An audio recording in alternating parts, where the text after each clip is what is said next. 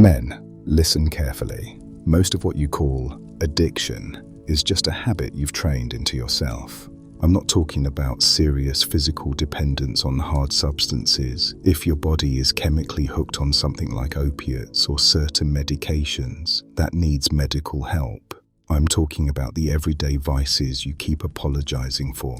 Drinking too much, smoking weed, endless gaming, mindless scrolling, junk food, porn, the usual cheap dopamine traps.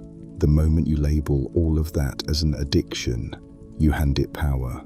You turn it into a monster outside of you instead of admitting it's just a loop you keep choosing to run. Habits are built through repetition and reward. You repeated the wrong actions and rewarded them for years. So now your brain serves them to you on autopilot. The good news is brutally simple. Bad habits and good habits are built the same way, you just never ran the process in the right direction long enough.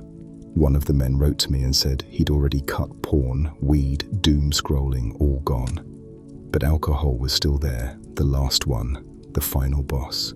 That's the trick your mind plays. You sacrifice a few bad habits, then you put the one you're clinging to on a pedestal. This one is different. This one is me. This one is special. It isn't. It's just the last comfort you refuse to bury. I did the same. When I cleaned up my life, booze was the one that lingered. Social media was easy. Deleting the apps was easy. Cigarettes were easier than I expected. Junk content was easy. But alcohol stayed. Why? Because it was the last doorway back into numbness. The last way to soften the edges at the end of the day. The last excuse to avoid sitting with myself sober and restless. You don't beat that habit by endlessly wrestling with the bottle. You beat it by understanding what's really happening when the urge hits. Every time you think, I'll just have one drink, what you're really saying is, I don't know how to sit with this discomfort yet. That's all. Not a curse, not destiny, just inexperience with being truly present. So here's the law. Every urge is a round. Every round is a chance to rewire your brain. You feel the pull. You notice it. Instead of obeying it, you separate from it.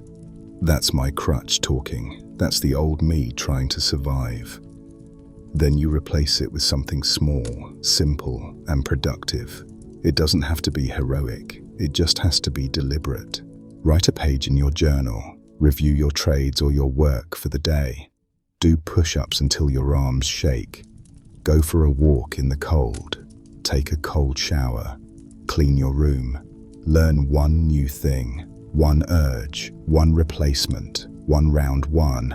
Will it feel as instantly satisfying as a drink, a joint, or a hit of cheap dopamine? No, that's the point. You're trading sugar for steak. The reward is slower, deeper, cleaner. You are not trying to quit. That language keeps you weak. You are a man who does not drink on autopilot. You're a man who does not smoke to escape his thoughts. You're a man who does not numb himself when life gets loud. The decision is final. The execution is daily. You will slip sometimes. That's fine.